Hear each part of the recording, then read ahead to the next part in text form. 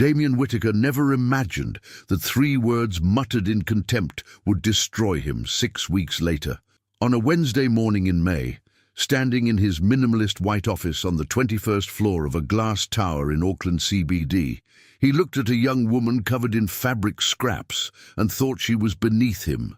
He was wrong about everything, until a burgundy dress at a charity ball made him realize that elegance had been standing right in front of him, and he had called it a clown.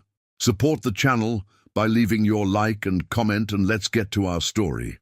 Damien Whitaker had built an empire on precision. Whitaker Developments, the construction and development company he had founded 17 years ago, now employed 290 people and held assets worth 65 million New Zealand dollars.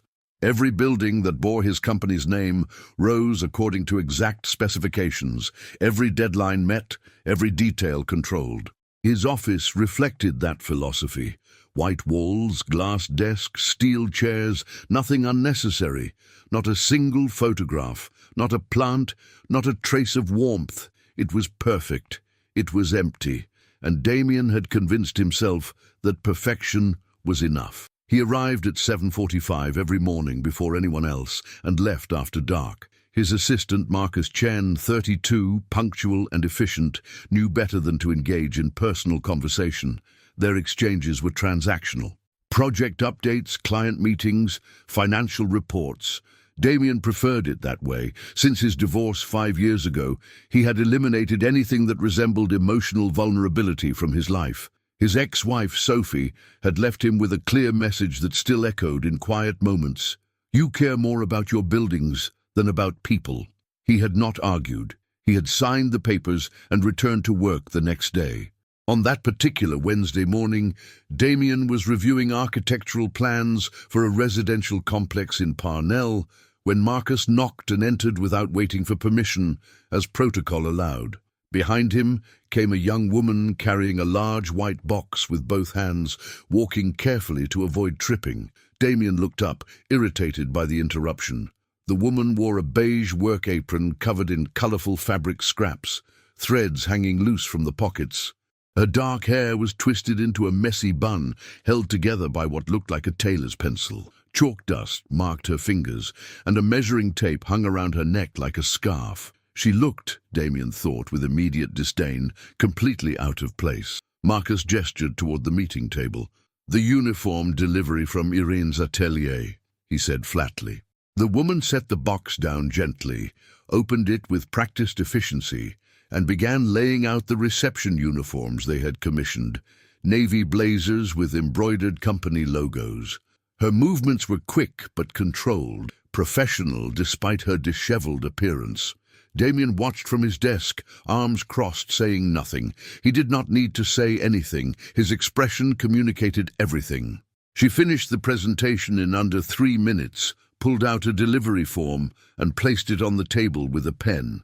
"Signature here, please," she said in a low, clear voice, not looking directly at Damien.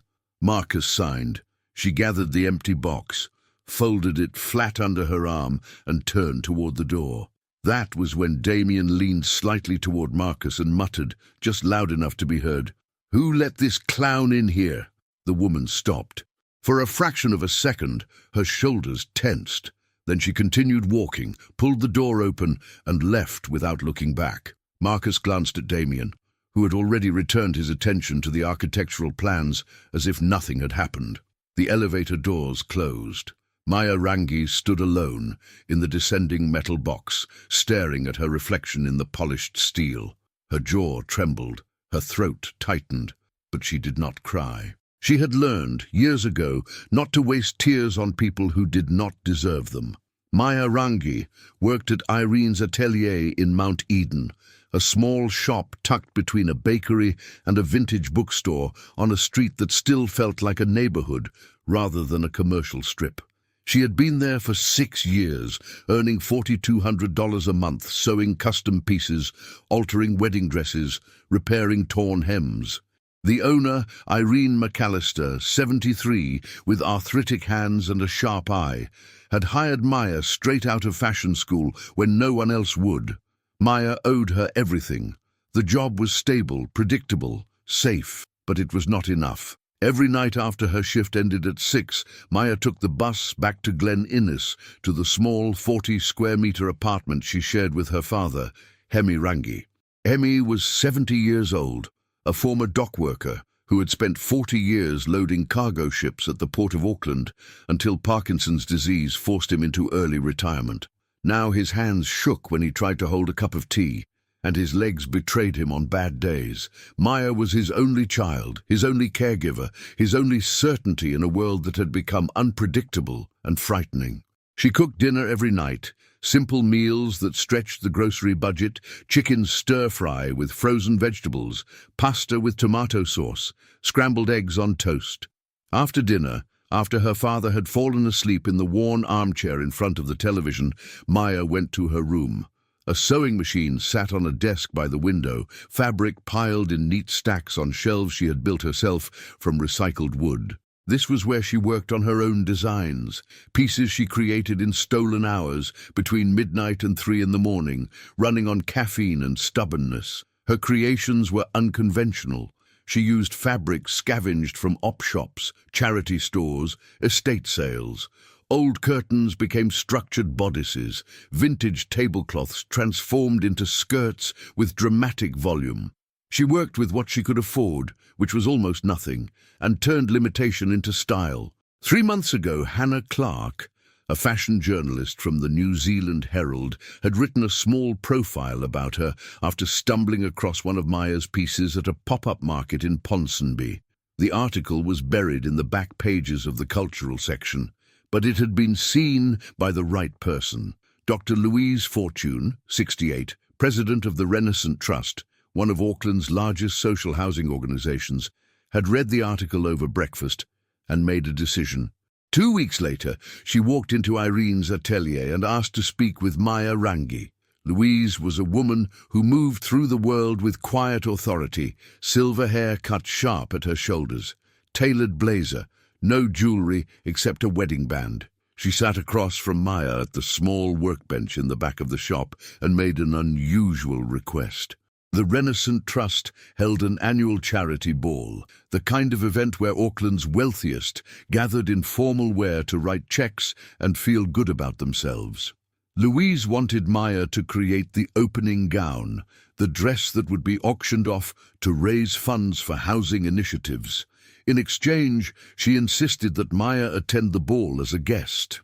Maya hesitated. She did not have money for transport, for appropriate undergarments, for anything that an event like that demanded.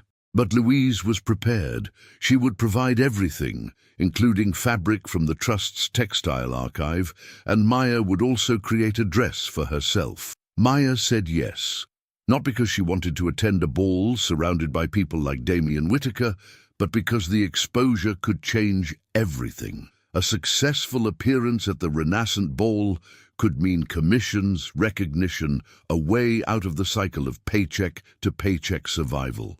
And so, for 6 weeks, Maya worked. During the day, she fulfilled her duties at the atelier. At night, after her father slept, she worked on 2 dresses: the auction gown, an emerald silk masterpiece with hand-embroidered details, and her own dress, a deep burgundy creation with a slightly dropped shoulder, clean lines, a subtle train. She poured everything she had into that fabric. Every stitch was a refusal to be invisible. The night of the Renaissance Charity Ball arrived on a Saturday in late June. Maya stood in her small bathroom, staring at herself in the mirror. The dress fit perfectly. Her hair, usually tied back for practicality, fell in soft waves over her shoulders. She wore minimal makeup, just enough to highlight her features without hiding them. She looked like someone else. She looked like herself, but seen clearly for the first time. Louise had sent a car, a sleek black sedan that felt absurdly luxurious, pulling up to the modest apartment block in Glen Innes. Hemi, sitting in his chair by the window, watched his daughter leave and smiled. "You look like your mother," he said, voice thick with emotion. Maya kissed his forehead and promised to be home by midnight. The Renaissance Ball was held at a five-star hotel overlooking Viaduct Harbour, where yachts worth millions floated like toys in the dark water. The main ballroom was a vision of orchestrated elegance. Crystal chandeliers hung from ceilings painted in gold leaf. Round tables dressed in white linen surrounded a central dance floor. A string quartet played Vivaldi in the corner. Everywhere Maya looked, she saw wealth, tailored tuxedos, diamond necklaces, watches that cost more than a year of her salary. She did not belong here, and yet she walked in like she owned the room. Damien Whitaker had arrived 30 minutes earlier, fulfilling a social obligation he found tedious but necessary. He had purchased a table for $9,000, not because he cared about social housing, but because visibility at events like this maintained his reputation. He stood near the bar, whiskey in hand, half listening to a property developer drone on about interest rates. He was bored. He was always bored at these things, and then he saw her. Maya descended the central staircase slowly, one hand lightly touching the railing, posture straight, chin lifted. The burgundy dress moved with her like liquid, catching the light in subtle ways. Every head in the room turned. Damien froze, glass halfway to his lips, unable to look away. She was stunning, not in the manufactured, overly styled way that most women at these events achieved, but in something deeper, something that came from bone structure and presence and an elegance that could not be bought. He did not recognize her. Not yet. The event photographer approached Maya almost immediately, asking her to pose for photos. She agreed with practiced grace, standing beside Dr. Oliver Bennett, a renowned architect in his early 40s, single, charming, the kind of man who knew exactly how attractive he was. Oliver said something that made Maya laugh, a genuine sound that carried across the room. Damien felt something unfamiliar twist in his chest. Jealousy. Sharp, physical, almost painful. He did not understand it. He did not know this woman. Why did it matter who she spoke to? He turned to Marcus, who had accompanied him as part of the business team. "Find out who she is," Damien said quietly, nodding toward Maya. Marcus raised an eyebrow, but pulled out his phone and began making discreet inquiries. 5 minutes later, he returned. "Her name is Maya Rangi.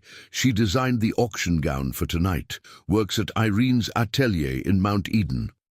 And then, after a pause, Marcus added, "She's the one who delivered the uniforms to your office last month." The realization hit Damien like cold water.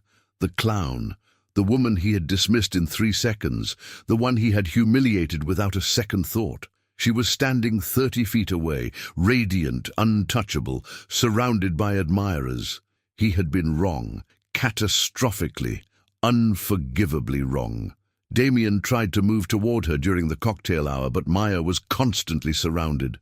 Louise Fortune introduced her to donors, to board members, to journalists who wanted to know about the auction gown. She spoke with confidence, answering questions about fabric choices and construction techniques with the ease of someone who knew her craft inside out. She did not scan the room looking for validation. She did not perform. She simply existed in her own certainty, and that made her magnetic. Dinner was served at 8. Damien sat at his table, barely touching the seared lamb and roasted vegetables placed before him. He watched Maya across the room, seated between Hannah Clark and a silver-haired man in an expensive suit who laughed too loudly at everything she said. Oliver Bennett was 2 seats away, leaning in occasionally to add something to the conversation. Damien felt the jealousy sharpen into something uglier, something closer to regret. He had dismissed her. He had looked at her and seen nothing worth his time, and now she was the only person in the room he wanted to speak to, and she had every reason to refuse him. After dessert, as guests began to circulate again, Damien saw his opportunity. Maya had stepped away from her table, moving toward the floor-to-ceiling windows that overlooked the harbor. The city lights reflected on the black water, boats swaying gently in their moorings. She stood alone for the first time all evening, arms crossed lightly, gazing out at the view. Damien approached slowly, rehearsing words in his head that felt inadequate no matter how he arranged them.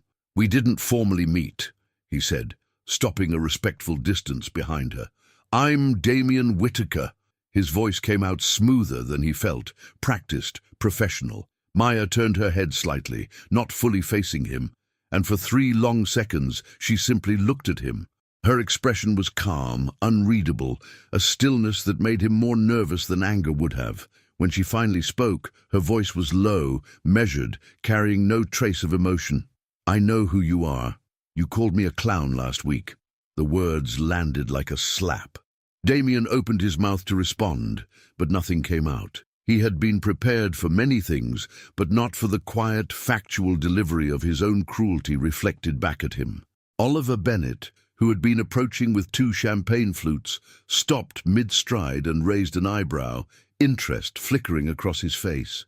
Maya turned back to the window as if Damien had ceased to exist. She did not wait for an apology, did not demand an explanation. She simply withdrew her attention, and the absence of her gaze felt like a door closing. Damien stood there for a moment longer, aware that people nearby had noticed the exchange, aware that he looked like a fool. He walked back to his table, poured himself another whiskey, and sat in silence for the rest of the evening. Marcus, sensing the shift in his employer's mood, said nothing. The auction began at 10.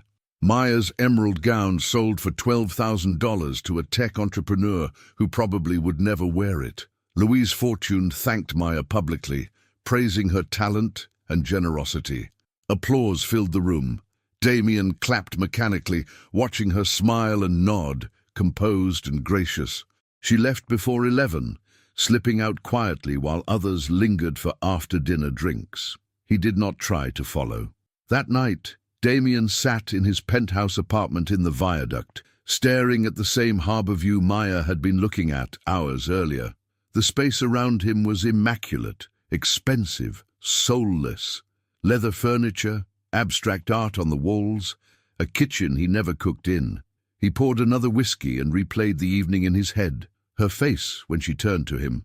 The calm devastation in those 5 words, "You called me a clown last week." He had spent 5 years building walls around himself, convincing himself that detachment was strength. And in 3 seconds of careless cruelty, he had revealed exactly what kind of man he had become. Monday morning, Damien instructed Marcus to find out everything about Maya Rangi.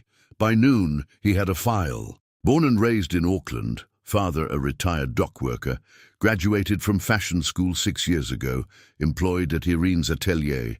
No significant debts, no criminal record, no drama. Just a woman working hard, taking care of her father, creating beauty in whatever time she had left over. It made everything worse. She was not someone he could dismiss as opportunistic or superficial. She was exactly what she appeared to be: genuine, talented, dignified. On Tuesday, Damien sent flowers to Irene's atelier, 24 white roses in a crystal vase, delivered with a handwritten card. "I apologize for my words. They were inexcusable. Respectfully, Damien Whitaker."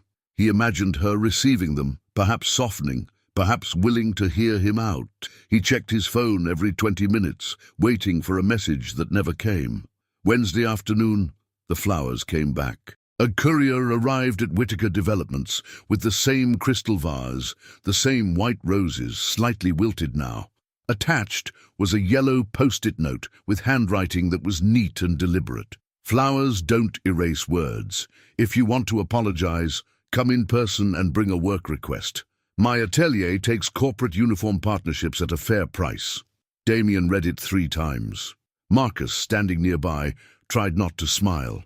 "She sent them back," Damien said aloud, more to himself than to his assistant. "She sent them back and told me to bring a work proposal." For the first time in years, Damien Whitaker did not know what to do. He was accustomed to problems that could be solved with money, with contracts, with leverage. But Maya had stripped all of that away. She had set one condition, and it was brutally simple: show up, apologize in person, treat her like a professional. He could do that. He had to do that. Because the alternative, letting this end here, felt suddenly unbearable. Thursday morning, Damien drove to Mount Eden. The streets were narrower here, older, lined with small shops and cafes that had been there for decades. Irene's atelier sat between a bakery that smelled like butter and yeast and a bookstore with faded awnings. He parked across the street, staring at the storefront. A simple sign, clean windows displaying a few garments on mannequins. He'd driven past places like this 1,000 times without seeing them. He took a breath, straightened his tie, and walked in. The interior was small but impeccably organized. Bolts of fabric lined one wall. A sewing machine sat on a wooden table near the window, sketches pinned to a corkboard behind the counter. An older woman with silver hair and sharp eyes looked up from an embroidery hoop. "Can I help you?" Irene McAllister asked, her tone neutral but assessing. Damien cleared his throat. "I'm looking for Maya Rangi. I have a business proposal." Irene studied him for a long moment, recognition dawning. "You're the one who sent the flowers." It was not a question. Damien nodded. "Wait here," Irene said, disappearing through a door into the back room. Maya appeared a minute later, wearing jeans and a grey cotton shirt, hair tied back, no makeup. She looked younger without the ball gown and styled hair, but no less composed. She stopped on the other side of the counter, hands resting lightly on the wood surface, and waited. She did not greet him. She did not make it easy. Damien realized he had no script for this. He was used to boardrooms, to negotiations where both parties wanted something. Here, he was the only one who wanted anything. "I came to apologize," he said finally, meeting her eyes. "Not because you told me to, because I was wrong. What I said was cruel and ignorant, and you did not deserve it." Maya listened without interrupting, her expression giving nothing away. When he finished, silence filled the small shop. A clock ticked on the wall. Somewhere in the back, a sewing machine hummed briefly, then stopped. Maya tilted her head slightly. "Why did you say it?" she asked quietly. The question was simple, but it demanded honesty. Damien hesitated, then chose truth over comfort. "Because I judged you based on how you looked.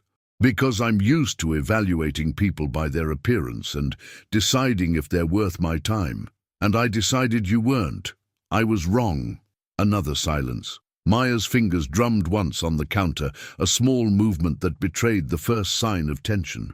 "At least you're honest," she said finally. "Most people would have made excuses." She straightened, crossing her arms. "You mentioned a work request. What do you need?" Damien pulled a folder from his briefcase, setting it on the counter. "Full uniform partnership for Whitaker Developments. Reception staff, site managers, corporate events. I'm prepared to offer $5,800 monthly on a 12-month contract." He slid the folder toward her. Maya opened it, scanned the terms, her expression professional. It was a generous offer, well above market rate, and they both knew it. She closed the folder. "I'll review it and get back to you by Monday." "No, thank you. No acceptance. Just professionalism." Damien nodded. "That's fair." He turned to leave, then stopped at the door. "For what it's worth, you were the most elegant person at that ball, and it had nothing to do with the dress." Maya looked at him for a long moment. "The dress helped," she said, a hint of dry humor in her voice. It was not forgiveness, but it was not total dismissal either. Damien left feeling something he had not felt in years, hope, tentative and fragile, that he might be capable of being better than he had been. Maya called on Monday morning.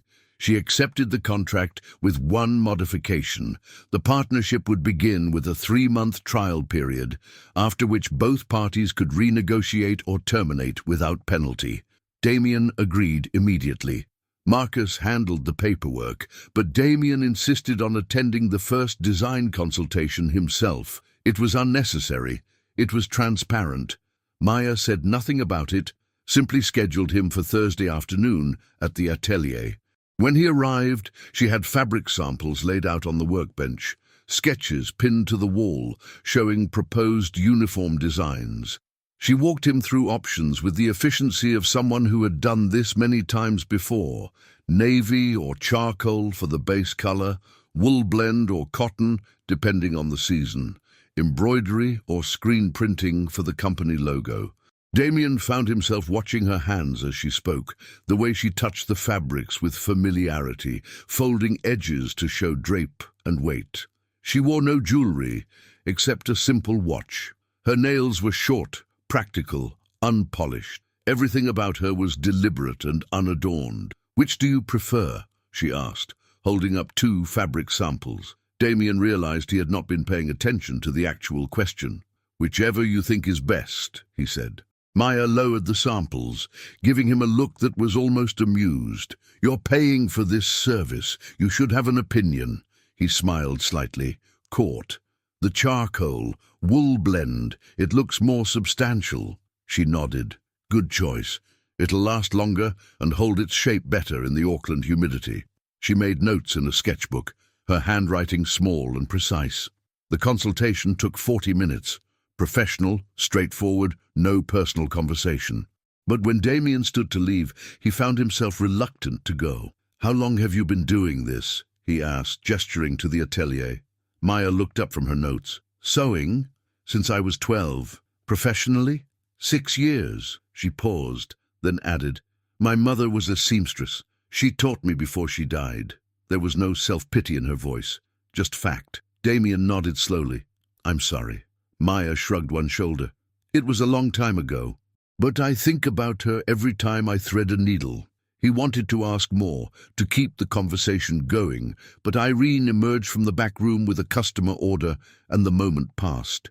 Damien left, driving back to his office with the strange sensation that he had been given something valuable, even if he could not name what it was. A small piece of her history, a glimpse behind the professionalism. It was not much, but it was more than he had expected. Over the following weeks, Damien found reasons to visit the atelier more often than the contract required, checking on progress, approving prototype designs, discussing adjustments. Maya was polite but maintained boundaries. She answered his questions, accommodated his requests, but did not invite conversation beyond the scope of work. She was testing him, he realized, waiting to see if his apology had been performance or genuine change. So he showed up consistently, treated her with respect, paid invoices early, and did not push for more than she was willing to give. 6 weeks into the partnership, Maya mentioned that the first batch of uniforms was ready for a fitting. Damien arranged for his reception team to visit the atelier on a Tuesday afternoon. He came with them, ostensibly to oversee the process. In reality, he wanted to see her work in action. Maya moved between the 5 employees with practiced efficiency, pinning hems, marking adjustments, asking about comfort and range of motion. She was thorough, patient, treating each person as if their opinion mattered. One of the receptionists, a young woman named Sarah, mentioned that the blazer felt stiff in the shoulders. Maya nodded, made notes, and promised to adjust the pattern. She did not dismiss the concern or defend her work. She simply listened and adapted. After the fitting, after his employees had left, Damien lingered. Maya was cleaning up pins from the floor, dropping them into a small magnetic dish. "They seem happy with the designs," he said. Maya glanced up. "Sarah's right about the shoulders. I'll fix it for the next batch." She straightened, setting the dish on the counter. "You don't have to stay for every fitting, you know. I'm not going to disappear with your deposit." There was a hint of humor in her voice, the first softness she had shown him since the ball. Damien leaned against the counter, hands in his pockets. "I know, but I like watching you work. You're good at what you do." Maya studied him for a moment, as if deciding whether to believe him. "So are you," she said finally. "I looked up your projects. The Parnell complex, the waterfront development. They're impressive." It was the first time she had acknowledged knowing anything about him beyond their initial encounter. Damien felt something shift in his chest, a warmth that had nothing to do with temperature. "Would you have dinner with me?" The words came out before he could second-guess them. Maya blinked, surprise crossing her face for the first time. "Dinner," she repeated, as if testing the word. "Yes, not a business meeting, just dinner." He waited, heart beating harder than it should. Maya set down the dish she was holding. "Why?" The question was direct, unflinching. Damien met her gaze. Because I want to know you beyond fabric samples and uniform fittings. Because I think you're remarkable. And because I'd like the chance to prove that I'm not the man you met in my office that day. Maya crossed her arms, thinking. The silence stretched long enough that Damien began to prepare for rejection. Then she nodded once. Okay, but not somewhere expensive. I don't want to feel like a project you're investing in. Damien smiled, relief flooding through him. You choose the place. Maya pulled out her phone, typed something quickly. There's a Vietnamese restaurant in Mount Eden, Lily's Kitchen. Thursday night, 7 o'clock. Meet me there. She looked up. And don't be late. I have to be home by 9 to help my father. Thursday came slowly. Damien arrived at Lily's Kitchen at 6:55, a small restaurant with mismatched chairs and family photos on the walls. The air smelled like lemongrass and ginger, warm and inviting. Maya was already there, seated at a corner table, wearing jeans and a soft blue sweater. She looked up when he entered, and for the first time, she smiled at him without reservation. It changed her entire face, softening the careful guardedness she usually carried. Damien felt the impact of that smile in his chest, physical and undeniable. He sat across from her, suddenly aware of how overdressed he was in his tailored shirt and dress pants. Maya noticed. You look uncomfortable, she observed. Damien laughed, loosening his collar. I didn't know what to wear. I don't do casual very often. She tilted her head. You should. It suits you better than the armor. The word landed with precision. Armor. That was exactly what his expensive clothes were. A barrier between himself and everyone else. They ordered. Pho for her, lemongrass chicken for him, Vietnamese iced coffee for both. The waitress, an older woman with kind eyes, greeted Maya by name and asked about her father. Maya answered warmly, inquiring about the woman's grandchildren in return. It was clear she came here often, that she was known and liked.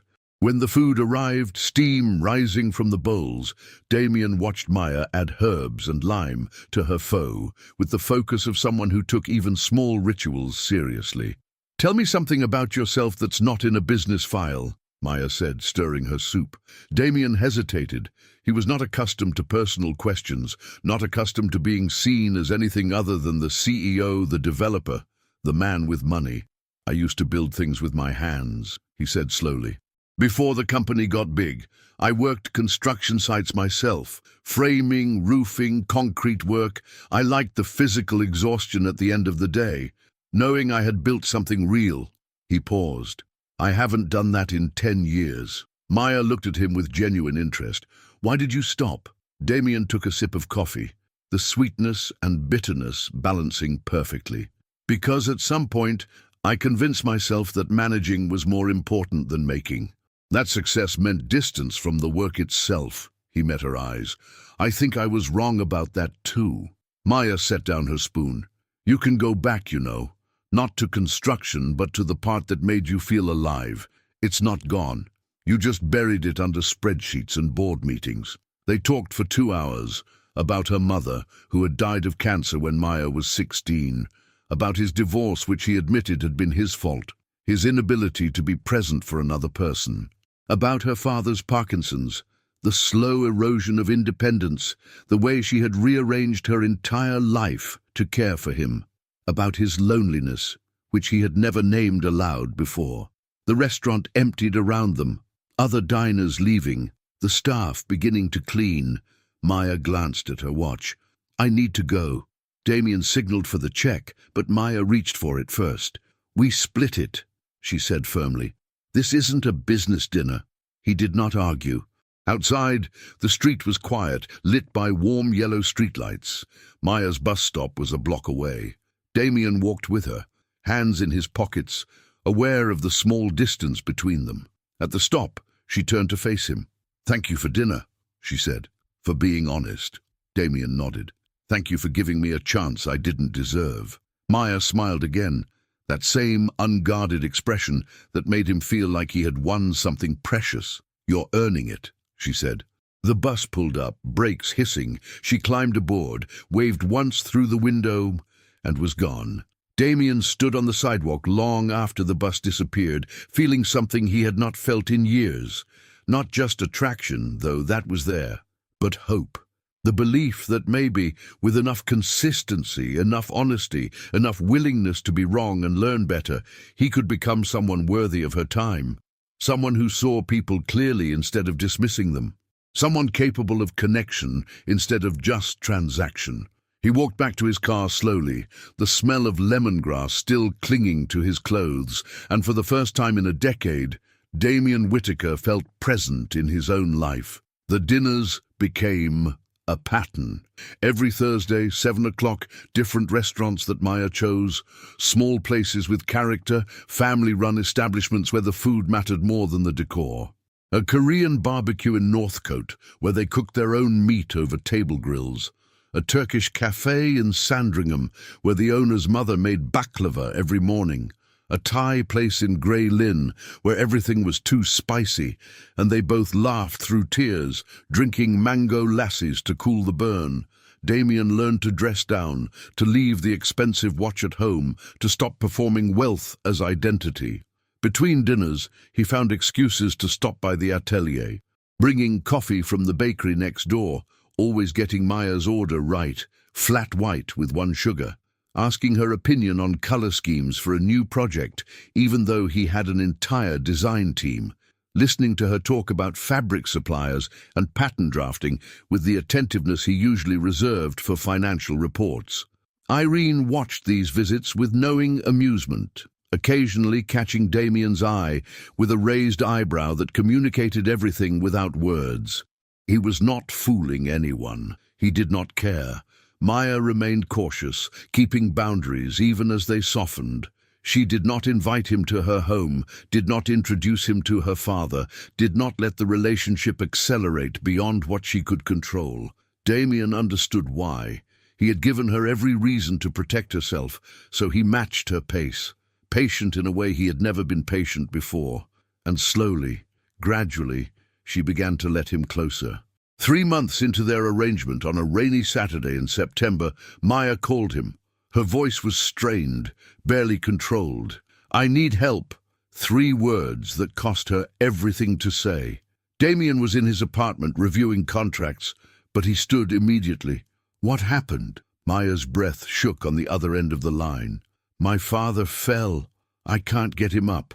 I called an ambulance, but they're saying it'll be 40 minutes because it's not life-threatening. I just need someone stronger than me."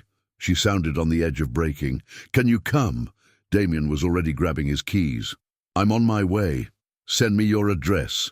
He drove faster than he should have, windshield wipers battling the downpour, GPS guiding him to Glen Innes. The apartment building was modest, 3 stories, weathered paint, a shared entryway that smelled like cleaning products and age. He climbed the stairs to the 2nd floor, found Unit 7, knocked. Maya opened the door immediately. Her eyes were red but dry, jaw set with determination. She had not cried. She was holding herself together through sheer will. "He's in the bathroom," she said, stepping aside. Damien entered a small apartment that was clean but crowded, every surface utilized for storage or function. Family photos on the walls, a sewing machine in the corner, the scent of tea and lavender. He followed Maya down a narrow hallway to the bathroom, where Hemi Rangi sat on the floor, back against the bathtub, looking exhausted and embarrassed. He was a big man, broad-shouldered even in his 70s, and the Parkinson's tremor was visible in his hands. "I'm sorry," Hemi said, not looking at Damien. "Didn't mean to be trouble." Damien crouched down to his level. "You're not trouble, sir. I'm Damien. I'm going to help you up, okay?" Hemi finally met his eyes, assessing, then nodded. Together, Damien and Maya got him to his feet, a slow process that required strength and patience. They moved him to the living room, settling him into the armchair by the window. Hemi was breathing hard, humiliated by his own body's betrayal. Maya knelt beside him, holding his hand. "You're okay, Dad. You're okay." The ambulance arrived 20 minutes later. The paramedics checked Hemi's vitals, confirmed he had no broken bones or serious injury, just bruising and shock. They recommended rest and a follow-up with his doctor. After they left, silence filled the small apartment. Maya stood at the window, arms wrapped around herself, staring out at the rain. Damien stayed, unsure if he should speak or leave or simply wait. Finally, Maya turned to face him. "Thank you for coming." Her voice was quiet, scraped raw. "I didn't know who else to call." Damien crossed the room slowly. "I'm glad you called me." He hesitated, then took a risk. "Maya, you can't do this alone forever. It's too much for one person." Her eyes flashed, the first spark of anger he had seen from her. "I don't have a choice. He's my father. I'm all he has." Damien nodded. "I know. I'm not saying you should do less. I'm saying you shouldn't have to do it alone." Maya's shoulders sagged, the anger deflating into exhaustion. "I can't afford help. Home care costs $400 a week minimum. I've looked into it." "What if someone helped you pay for it?" Damien said carefully. Maya's expression hardened immediately. "No, absolutely not." She stepped back, creating distance. "I'm not your charity case, Damien. I'm not a problem for you to solve with money." Her voice shook with fury and something deeper, fear that she was becoming exactly what she had refused to be. A project, an act of pity. Damien raised his hands, backing off. "That's not what I meant. I'm sorry. I'm not trying to fix you. I just want to help." "Then help by treating me like an equal," Maya said, voice breaking. "Not like someone who needs rescuing." She turned away, wiping at her eyes with the back of her hand. Damien felt the moment slipping away, felt the fragile trust they had built threatening to crack. He spoke quietly, choosing words with more care than he had ever exercised. "You're right. I'm sorry. That was presumptuous." He moved toward the door, giving her space. "I'll go. But if you need anything at all, I'm here. Not as someone with money, just as someone who cares about you." He left before she could respond, walking down the stairs with the sick feeling that he had just ruined everything. The rain had stopped, leaving the streets slick and shining under streetlights. He sat in his car for a long time, head against the steering wheel, replaying the conversation. He had reverted to old patterns, trying to solve a problem with his wallet instead of his presence. Maya deserved better. She had asked for help once, a massive act of trust, and he had responded by offering money. Of course she was angry.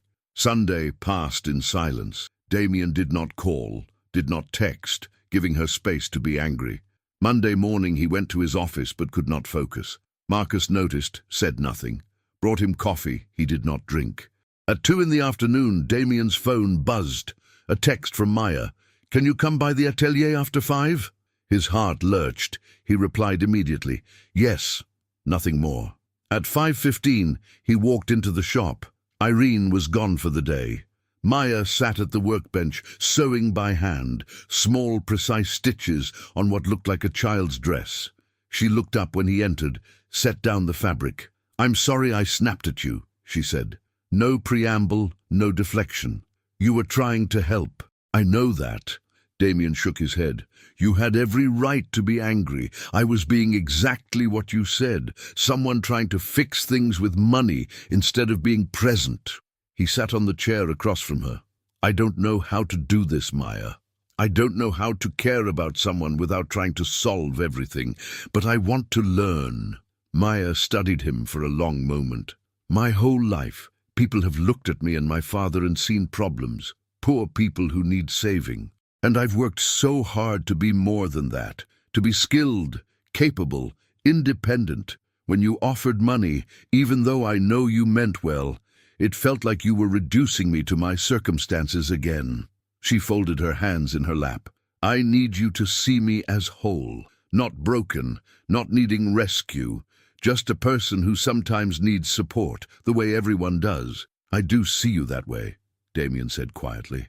"You're the strongest person I've ever met, and the most talented, and the most genuine." He leaned forward. "You've changed how I see everything, Maya. Work, success, what actually matters. I was sleepwalking through my life until I met you.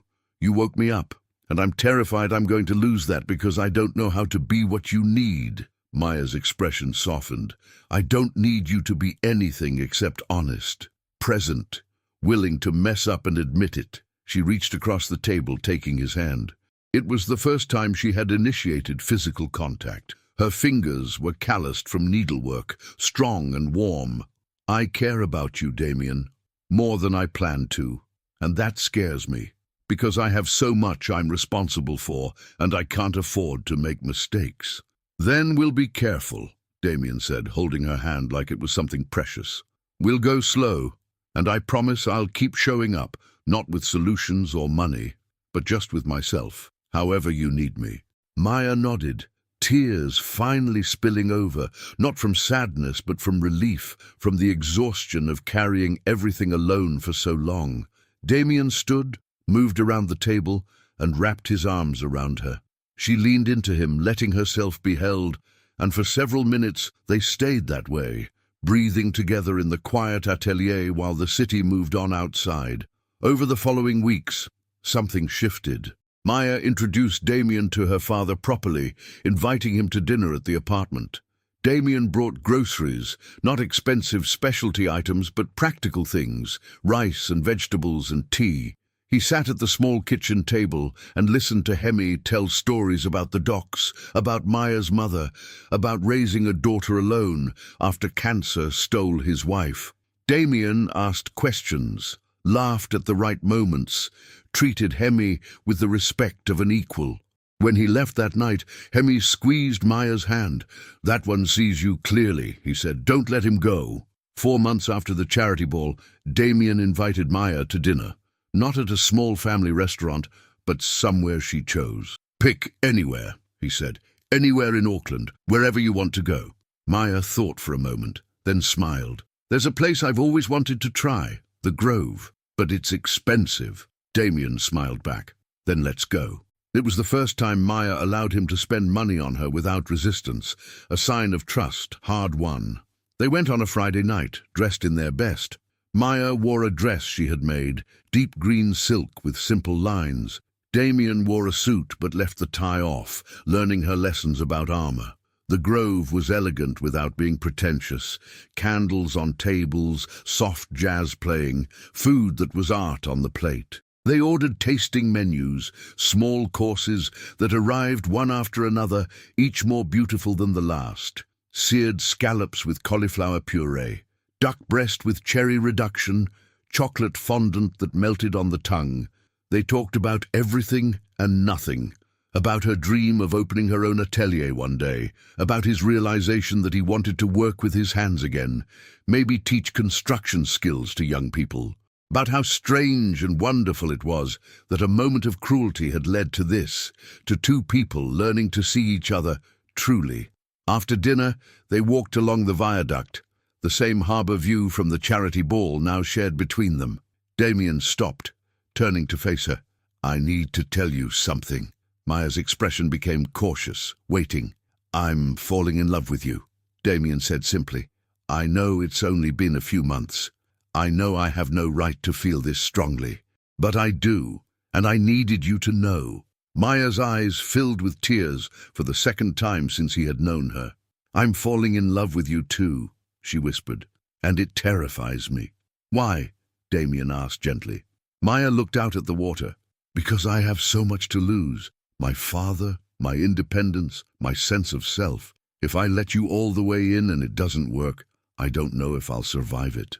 Damien stepped closer, cupping her face in his hands. "Then we'll make sure it works. Not by being perfect, but by being honest, by showing up, by choosing each other every day." He kissed her forehead. "I'm not going anywhere, Maya. Not unless you tell me to go." She kissed him then, properly, standing on the edge of the harbour with the city lights reflected in the black water. It was not their first kiss, but it was the first one without hesitation, without guardedness. When they pulled apart, Maya was smiling through tears. "Okay," she said. "Let's try. Let's really try." And for the first time since his divorce, since the long years of emotional isolation, Damien Whitaker felt like he had come home. 6 months passed. 6 months of Thursday dinners that became Sunday breakfasts.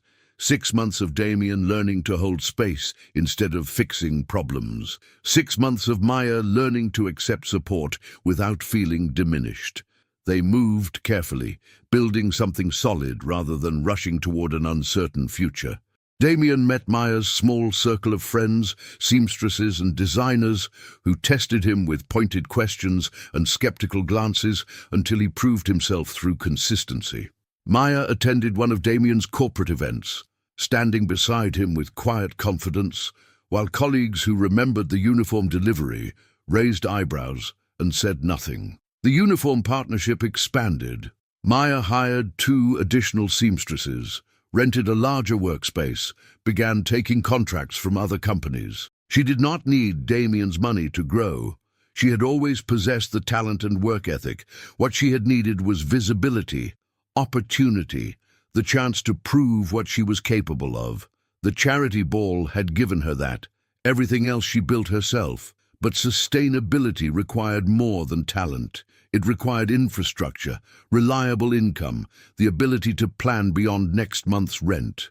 In December, Maya's landlord increased the rent on her apartment by $200 monthly. It was legal, within market rates, and completely unaffordable. Maya sat at her kitchen table, staring at the notice, doing math that did not work, no matter how she rearranged it. She could afford the workshop rent or the apartment rent, not both. And moving her father, disrupting his routine when his condition was worsening, felt impossible. She did not tell Damien immediately. Pride, old and stubborn, kept her silent. But he noticed the tension in her shoulders, the way she checked her phone anxiously between tasks, the forced brightness in her voice. Finally, over dinner at a ramen shop in Kingsland, he asked directly, "What's wrong?" Maya stirred her noodles, not looking up. "Nothing I can't handle." Damien waited, patient, letting the silence stretch until it became unbearable. Maya set down her chopsticks. "My rent went up. I'm trying to figure out how to make it work." "How much do you need?" Damien asked quietly. Maya's eyes flashed. "Don't. We've talked about this." Damien raised his hands. "I'm not offering money. I'm asking the question so I understand the problem." Maya softened slightly. $200 a month. It doesn't sound like much, but it's the difference between keeping my father in familiar surroundings and having to move him somewhere cheaper and further from my workshop. She pressed her fingers against her temples. "I'll figure it out." "I always do." Damien wanted to solve it. Every instinct screamed at him to write a check, to make the problem disappear. But he had learned, slowly and painfully, that Maya needed agency more than she needed rescue. So he said nothing that night, simply listened, held her hand across the table, let her know she was not alone, even if the solution had to be hers. But an idea began forming, not about giving her money, but about giving her something else entirely. 2 weeks later, Damien called an unexpected meeting with his senior management team. Marcus, his CFO, Elena Rodriguez, his operations director, Tom Hughes, and 3 project managers sat around the conference table, curious and slightly concerned. Damien stood at the head of the table, hands in his pockets, looking more uncertain than they had ever seen him. "I'm making some changes," he said. "Effective immediately. I'm reducing my operational hours. I'll be in the office 3 days a week instead of 6. The rest of the time, I'll be working on something else." The room went silent. Eleanor recovered first. "What does that mean for current projects?" Damien smiled. "It means you're all getting more autonomy. I've been micromanaging for years because I thought control equaled success. I was wrong. You're all more than capable of running this company without me hovering. I'm still majority owner, still involved in major decisions. But day-to-day operations are yours now." He looked at each of them. "I trust you. It's time I acted like it." Tom leaned back in his chair. "What are you going to do with all that free time?" Damien's smile widened. "I'm starting a program teaching construction skills to young people from low-income communities. Free training, paid apprenticeships, direct pipeline into the industry. I'm partnering with 3 community organizations and funding the first year myself." He paused. "And I'm doing it because someone recently reminded me that the work that makes you feel alive is the work worth doing." The program launched in February. Damien secured a warehouse space in Onehunga, bought tools and materials, recruited 2 experienced tradespeople to help him teach. 20 teenagers showed up for the first session, skeptical and uncertain. Damien taught them how to frame a wall, how to measure twice and cut once, how to see a pile of lumber and imagine a structure. His hands remembered the work even after 10 years away. The physical exhaustion at the end of each day felt like absolution. Maya visited the warehouse on a Saturday afternoon, watching Damien work with a 17-year-old girl named Aroha, who was struggling with a circular saw. He was patient, encouraging, completely present. When the girl finally made a clean cut, her face lit up with pride. Damien high-fived her, grinning. Maya felt something shift in her chest. This was who he had been before wealth and success had buried him. This was the man he was choosing to become again. After the session ended, after the students left, Damien found Maya sitting on a pile of lumber, watching him clean up. "What do you think?" he asked. Maya smiled. "I think you look happier than I've ever seen you." Damien set down the broom, came to sit beside her. "I am. This feels right in a way nothing has felt right in years." He took her hand. "You did this. You showed me there was another way to live." March brought crisis. Hemi had a fall serious enough to require hospitalization. Pneumonia, the doctor said, complicated by Parkinson's and age. He spent 8 days in Auckland City Hospital, Maya at his bedside every evening after work. Damien came with her, sitting in uncomfortable plastic chairs, bringing real coffee and sandwiches that actually tasted like food. He did not try to take over or manage the situation. He simply stayed. Present, steady, a hand to hold in the fluorescent-lit hallways. Hemi recovered, but it was clear his condition was worsening. The conversation about long-term care could not be avoided any longer. Maya had researched facilities, visited 3 options, and returned home, each time feeling like she was preparing to abandon her father. The guilt was crushing. She sat across from Damien in his apartment one evening, crying properly for the first time, months of exhaustion and fear finally breaking through. "I can't put him in a home," she sobbed. "I can't. But I can't take care of him alone anymore either." Damien pulled her close, letting her cry against his chest. When the tears slowed, he spoke carefully. "What if there was another option?" Maya pulled back, wiping her eyes. "What do you mean?" Damien took a breath. "What if you and your father moved in here? There are 3 bedrooms, one for you, one for Hemi, one for a live-in caregiver. The building has accessibility features, an elevator, wide doorways, and it's 10 minutes from your workshop." Maya stared at him. "Damien, I can't accept that. This is your home."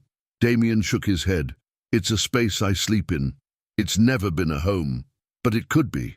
With you here, with life in it, it could be." He took her hands. "I'm not asking you to move in as charity.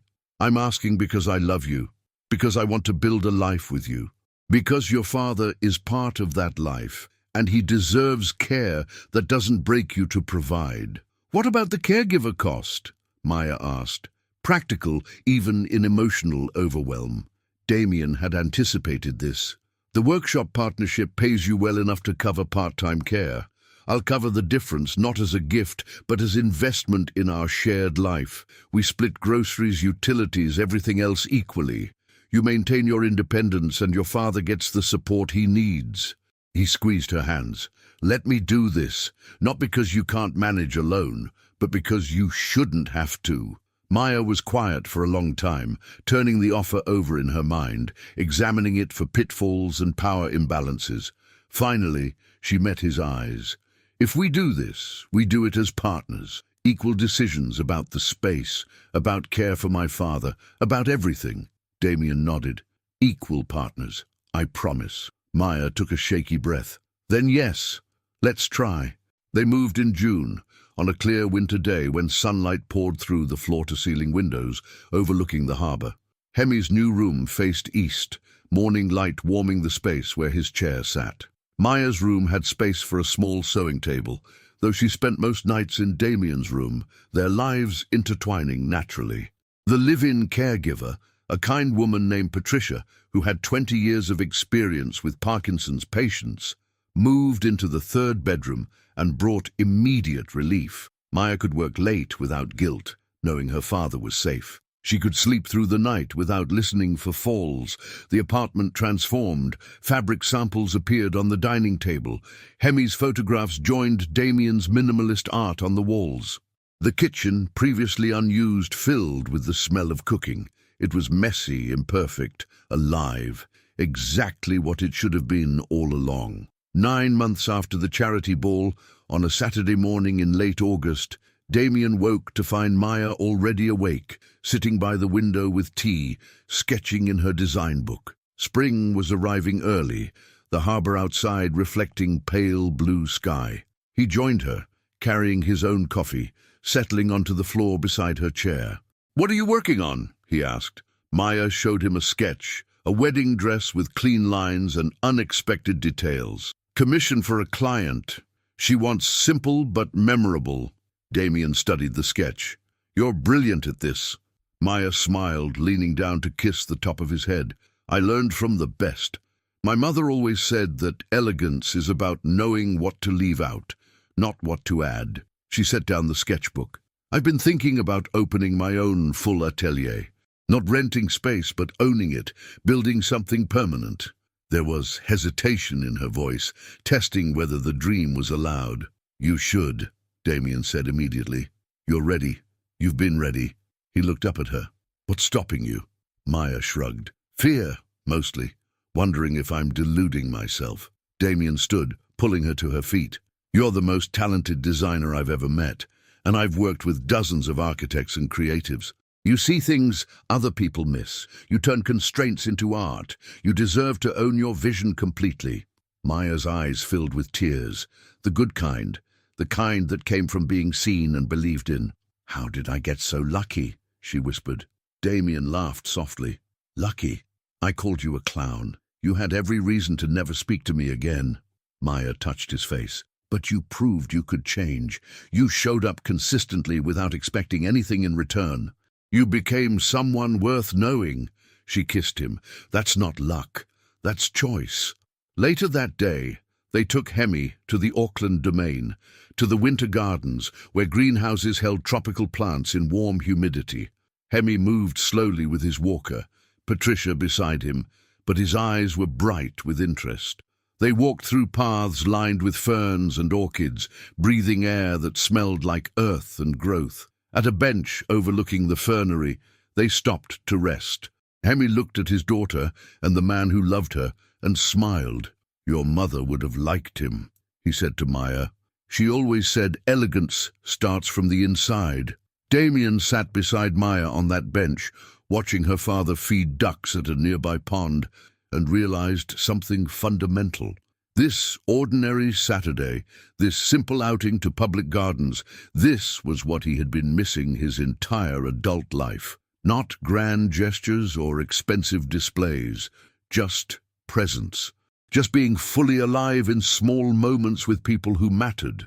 The corporate success, the buildings bearing his name, the money in his accounts, none of it meant anything compared to this, to Maya's hand in his, to Hemi's laughter at a duck fighting over bread, to the knowledge that he had almost thrown all of this away with 3 careless words. And there, in the winter gardens in Auckland Domain, watching the woman he loved smile at her father's joy, Damien understood that true wealth had nothing to do with bank accounts or property portfolios. It was not about control or perfection or armor. It was about letting someone see you clearly, flaws and failures and fears, and choosing to stay anyway.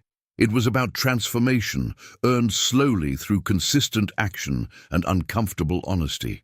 It was about second chances and the courage to become better than you were. And sometimes 3 words spoken in contempt could lead you to the only thing that ever really mattered. He had called her a clown. She had shown him what elegance actually meant, and in doing so, she had saved his life.